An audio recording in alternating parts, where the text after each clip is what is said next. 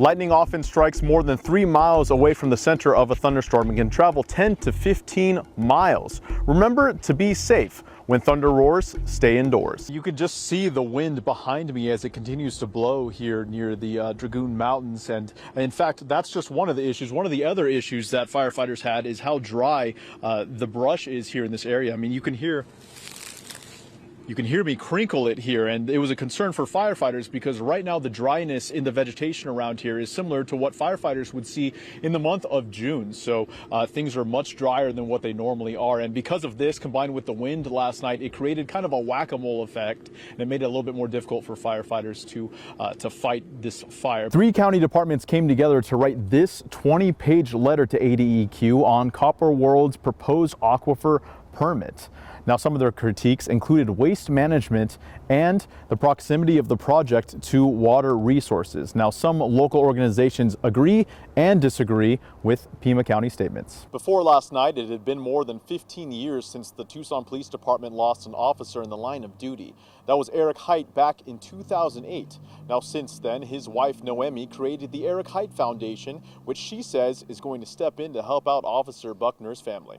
Where the CDO Wash meets the Santa Cruz, that's where you'll find Topgolf. But you'll also find one of the biggest blooms of stinknet here in the Tucson area. And it takes aim at the plaza just south of Nogales here. Now, what is a plaza and why is it important? Well, CBP says it's a natural checkpoint used by cartels in Mexico to help facilitate the flow of fentanyl.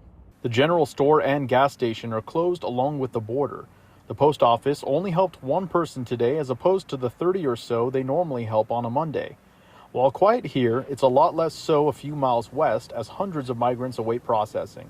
Migrants like these are stretching Border Patrol thin, which is what led to the closure here at Lukeville. Manpower is an issue because there's so many agents that are assigned to processing, some assigned out here, to detain some of the people, and that's, a lot of the issues that they're facing. Another obstacle CBP is facing is where these migrants are coming from. They're from different parts of the world, so that makes it even much more difficult because there's even more of a language barrier. Agents are obviously trained to speak other languages, primarily Spanish, but now you're getting a lot of groups here that, speak different dialects, different languages, so that makes it even more difficult for them to be able to do the process. Now, we spoke to one of the migrants there today who says he's from New Guinea. He tells us he's been here for 5 days. Here your life is not risky. In our country is very risky. That's why we come here. So if we stay here more than a week, I believe that they will leave us one day. I hope so.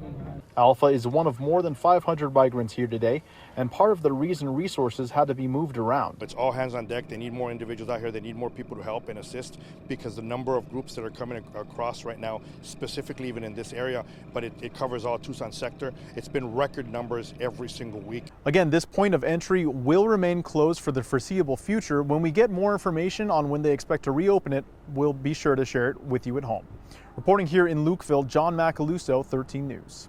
A still very active fire here in Cochise County near in the Dragoon Mountains, rather. You can see behind me still plenty of smoke, and we have some retardant lighting the mountains as well. And you can still smell the fire here, and we're, a ways away from it, but we are in an area where people are getting ready to potentially evacuate. Now, we talked to a few of them, and many of them are concerned that even though this fire is continuing to make its way west in the Dragoon Mountains, that the wind could easily change directions and bring it right back to their homes.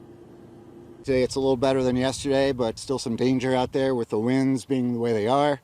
Yesterday was rather intense. Bob Dixon is the owner of 1764 Vineyards, an area that is currently under the ready stage for evacuations. He tells me yesterday began as just another day until the Stronghold fire started. You look out the window and the whole mountain's covered in fire or covered in smoke, and a little panic set in. And though there's been some improvement, Dixon is still concerned the wind may change direction, pushing the fire back towards the vineyard. We got our cars and everything loaded up and ready to go just in case. So it's just a whole lot of waiting and watching, and that's all you can do. We also caught up with Pat Vicario, a resident that one of our crews spoke to yesterday. He shares Dixon's concerns and tells me he's been watching the fire closely since it began. I watched the fires all night at home with my spotting scope, and they seemed to be stationary once the wind stopped. But this morning, about 10:45, 11-ish, the wind shifted. He shared with me his concerns as the fire continues to burn. We're just standing by because all it takes is one wind shift. And that fire can travel from those mountains to my house a couple miles down the road like that. So we're staying prepared. One common concern brought up to me by everyone I talked to today is the wind. It's what really set this fire off yesterday and what continues to have firefighters concerned today. As bad as it was, everything came out pretty good for yesterday. It doesn't mean, you feel the wind now. It doesn't mean things can change drastically, but we're ready if it does.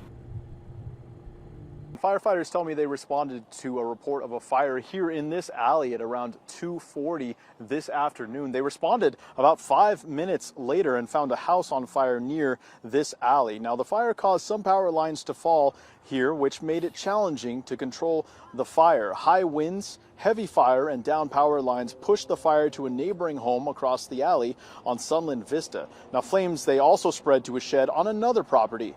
A neighbor who was here when the fire broke out tells me he was happy to see how quickly firefighters responded, but also surprised to see how quickly the fire spread.